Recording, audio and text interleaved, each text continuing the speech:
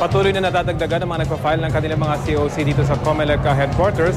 Sa ngayon ay 8 na ang nakapag-fill up ng kanilang mga COC.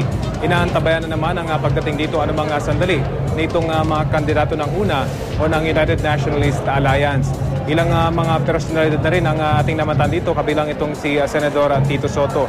Ang pinakahuli na nakapag-file ng kanyang COC ay itong si Merlito Labata. Sa ngayon ay kasalukuyan pa yung kanyang pag-fill up, pero siya sa mga nakapila sa ngayon. At anumang sandali nga ay darating na raw itong mga kandidato naman mula sa United Nationalist Alliance. Samantala, sa labas pa rin itong headquarters ng COMELEC ay patuloy pa rin yung napakamalapyestang atmosphere mula dito sa mga taga-suporta ng mga una candidates. Kanina pa silang umaga narito habang hinihintay yung kanilang mga kandidato para dumating at formal na mag-file ng kanilang mga COC. Kanina ay namataan na rin natin yung grupong anti-EPAL group at sumasayaw-sayaw dito sa harapan nitong mga supporters ng ilang mga politiko.